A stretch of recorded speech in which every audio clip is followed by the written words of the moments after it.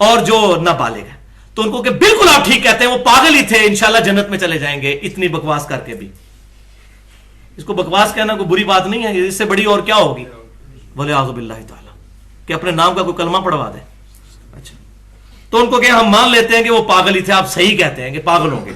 دوسری پاسبلٹی یہ بڑی خطرناک ہے کہ اگر وہ پاگل نہیں تھے پھر انہوں نے جان بوجھ کے ایسا کیا, وَلِعَاذُ بِاللَّهِ تعالی, جان بوجھ کے ایسا کیا, کیونکہ یہ کوئی چھوٹے لیول کی غلطی نہیں ہے. چشتی ولی اللہ کہہ دیتے تو ہم بدعت کہہ دیتے, جیسے ہمارے اہل تشیع بھائی کہتے ہیں, وہ ان کے کلمے کو غلط کہہ رہے ہوتے ہیں, دیوبندی جی کلمہ ہی چینج کر لیا. او یار وہ بدعت ہے, علی ولی اللہ اگر کوئی کلمے میں کہتا ہے, ویسے تو سارے ولی اللہ ہیں, ویسے کوئی علی ولی اللہ ابو بکر ولی اللہ کہتا رہے, اسے کلمے میں تو فرق نہیں پڑتا. لیکن اشرف علی تھانوی رسول اللہ کے انہیں جی معرفت کی بات ہے, چشتی رسول اللہ معرفت کی بات ہے, علی ولی اللہ کو کلمہ کفر تو نہیں ہے. یہ بالکل صحیح کلمہ ہے, کلمے میں ایڈ کرنا زیادہ بدعت ہوگا, کفر تو نہیں ہوگا. علی رسول اللہ اگر کوئی کہہ دے وہ کفر ہوگا, تو اپنا وہ بھی نہیں, اصلی کلمہ اسلام لکھا ہوتا ہے, اصلی کلمہ اسلام. پہلے آپ تو اپنا اصلی کلمہ اسلام بتائیں کیا ہے. تو پھر یہ ہے کہ جان بوجھ کے انہوں نے کیا, اور اگر جان بوجھ کے کیا ایسی فاش غلطی اگر جان بوجھ کے کیا, تو پھر وہ آیت سورہ احزاب آیت نمبر 57, ان الذین یؤذون اللہ ورسولہ لعنہم اللہ فی الدنیا والآخرہ وعد لہم عذابا مہینا. جو لوگ اللہ اور اس کے رسول کو اذیت دیتے ہیں, اللہ تبارک و تعالی کی لعنت دنیا اور آخرت میں ان پر, اور ان کے لیے اللہ تعالی نے دردناک عذاب, ذلیل و خوار کر دینے والا عذاب تیار کر رکھا ہے, والعیاذ باللہ تعالی. اب تیسری اور آخری پاسبلٹی اس میں کیا ہے, جو میں جس طرف سمجھتا ہوں کہ اس میں عافیت ہو سکتی ہے, میں اس پاسبلٹی کے ساتھ ہو سکتا ہوں, بڑا تھوک کے حساب سے اس نے زن رکھ کے, ویسے تو لگتا نہیں ہے کہ یہ پاسبلٹی ہے, لیکن حسن زن رکھتے ہوئے یہ پاسبلٹی ہو سکتی ہے کہ ان بزرگوں کی تعلیمات چینج ہو گئی ہیں. ان بزرگوں نے چشتی رسول اللہ نہیں پڑھوایا, انہوں نے اشرف تھانوی رسول اللہ نہیں پڑھوایا, انہوں نے گستاخیاں نہیں کی ہیں, انہوں نے کچھ اور کتابیں لکھی تھیں, کتابیں بعد میں بدل گئی. یہ پاسبلٹی, اس میں بزرگوں کو ایج مل سکتا ہے. لیکن اس کے ساتھ 3 منطقی نتائج پھر بڑے خطرناک ہیں, وہ ماننے کے لیے کوئی تیار ہی نہیں ہوگا. اگر کوئی یہ مانتا ہے کہ بزرگوں کی تعلیمات چینج ہوگی جس طرح انجیل چینج ہو گئی تھی, انجیل بھی تو چینج ہوئی بھی ہے, تو اس سے 3 منطقی انجام پھر ماننے ہوں گے. خالی کھلی یہ دعویٰ نہیں مانیں گے.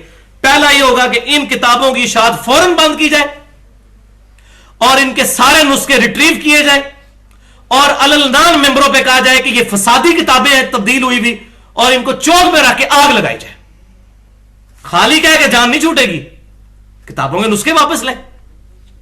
دوسری منطقی انجام, پھر لوگوں کو کہیں کہ یار یہ ہم بزرگوں کے پیچھے آپ کو لگایا ہوا تھا, خدا کے لیے اللہ نے حفاظت کا ذمہ لیا ہے قرآن اور حدیث کا, بزرگوں کی کتابوں کی تو کریڈیبلٹی خراب ہوگی. اور یہ جو کہتے ہیں نا جی اچھی بات لے لیں قرآن حدیث والی اور بری چھوڑ دیں, تو اچھی بھی ادھر سے لینے کی ضرورت ہے, وہ پہلی قرآن حدیث میں موجود ہے.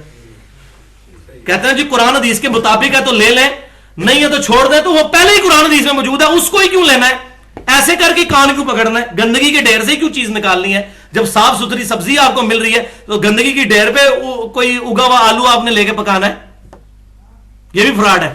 جی اچھی لے لیں گے بری چھوڑ دیں گے, نہیں لیں گے تو پبلک کو بتائیں یہ فراڈیا کتابیں تھی, ہم نے آگ لگا دی, ان کے یہ ان بزرگوں کی کتابیں نہیں ہیں, آندھا سے پرنٹنگ بند کی جائے, اور یہ جو حرام خوریاں کر رہے ہیں علماء اس کی بنیاد پر پیسے چھاپ رہے ہیں, اس کو معرفت کی باتیں اور تصوف کی باتیں, جی جس کو مرشد نہ ملے وہ کشف المحجوب پڑھ لے. کشف المحجوب میں حضور کا سکینڈل لکھا ہوا ہے ایک صحابی کی بیوی کے ساتھ, والعیاذ باللہ تعالی. وہ میں اگلی دفعہ بتاؤں گا اندھا دھند پیروی کے انجام میں.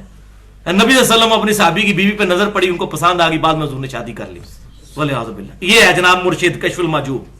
علی بن عثمان اجویری صاحب فوت ہو کے اللہ کے پاس چلے گئے, تھوک کے حساب سے اس نے ظن رکھتا ہوں کہ انہوں نے نہیں لکھا ہوگا, لیکن یہ پچھلے تو مجرم ہیں جو یہ چھاپ رہے ہیں, اور یہ تصوف کا سکر اور صاحب ثابت کرتے ہیں, اس سے یہ مجرم ہیں.